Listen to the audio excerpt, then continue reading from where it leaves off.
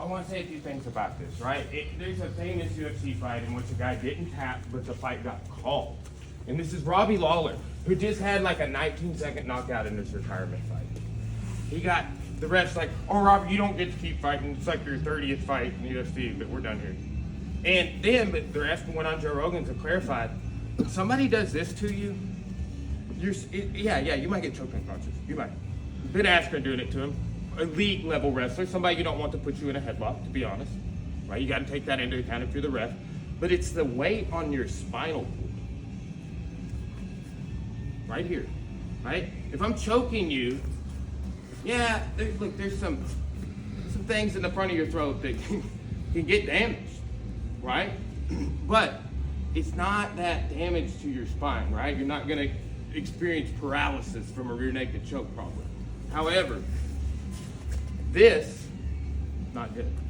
And what will happen is people do this like a, almost like a sit through to finish the submission. Okay? We're not thinking a submission finish. What I want you to think about is a throw. I'm gonna tell you right now, the kids are real good at this. They learn the rudiments of like a hip throw or a leg throw, and then they're just like, dude, like literally, it's like inherent that we can just grab somebody and sling them down like that. We're like, if I grab you here, it would be harder, or there. Okay, so, but look, we have this other position, Keshagatami, Han Keshagatami, right? And then it's like, well, we got this one too, right? Different variants of that. But think about this as a variant. This arm is not, it's wherever it wants to be, right? I'm not worried about it. I'm grabbing your head, right? I'm going to pull this up and trap it here so I can submit it. This is just a basic headlock defense on the ground, not controlling the arm yet. Okay? Now, I'm just going to kind of hold your head and I want you to just progress out. Just see if you can get up. Go. Joe, would you go to your knees there? Oh, that was a good idea. That's not bad. Okay, keep going. Oh, good. Yes, go back. Okay, go again.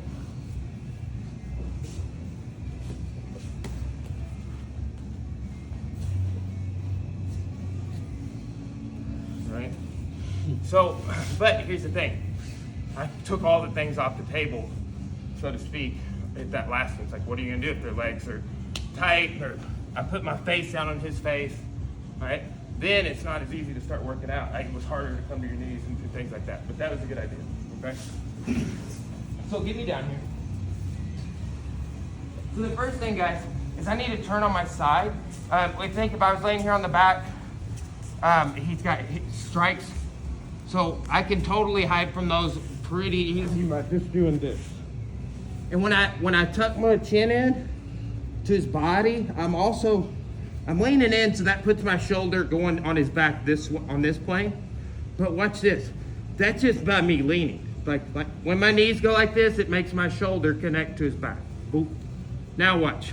I'm gonna shrug my shoulder. Now instead of him grabbing around my neck and spine, it puts it, and it's not super comfortable. It doesn't get on your you can break your jaw or anything, but it gets it on like the harder parts of your face. Okay, so here, right? So that's a great option. Now, go ahead and put your hands together. Okay, so this cross face is often taught. Like, look here, and just kind of grab. Don't let me progress. He's not gonna let go, and I am bigger and stronger than him. No offense, but what am I gonna do now? Yeah, this dude knows jiu-jitsu, and he's not let go, and my technique doesn't work. Watch it. It's gonna work now. Couldn't do that before. Here. Hold on to this. He wants to pull me in. Fine, let's go in. Frame against the face and up. Take your arm. Go all the way to his thumb.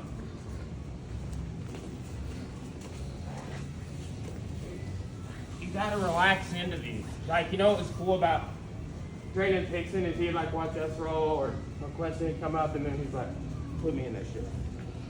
And then he would go, he'd kind of get ready, and then he'd be like, Like close his eyes and just totally relax into whatever he was doing. It was kind of weird. I was like, bro, I do that and they beat me. You know, it's like you're like I relax that much, but he's just like focusing everything. It's cool to see because he's like, all right, I need to assess this. What's going on? He just dials it in. Go back. Okay, so here, look, I'm on my side. I got that there. I'm tucking my head in, and my shoulders also going up. If you don't widen out with your frame by breaking your elbow down right there, let go of my head and do push-ups on my top arm now. Like let go of my head all the way, stand up. Yes, right?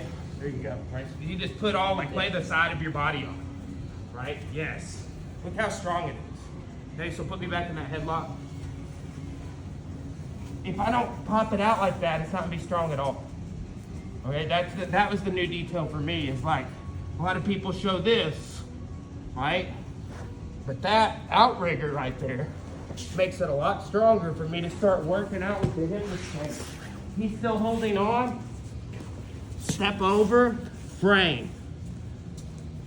You're not, just hold, pull in. You're not getting out that way. You don't go up. You go up in the sense of over Niall's head on a horizontal plane. But I'm going like that and into his neck.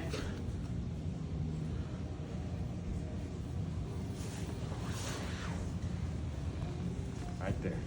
Belly down armbar, knees are tight. I don't want to put his shoulders back on the mat or moving that way either.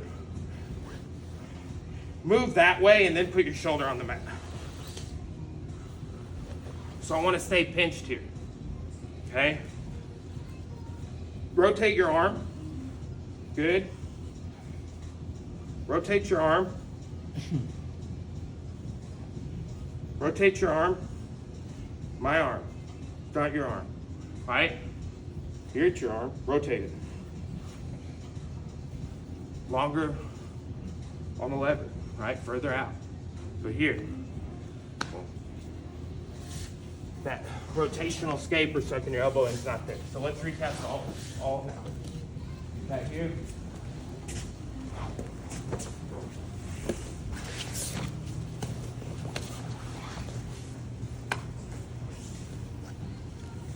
Make sense?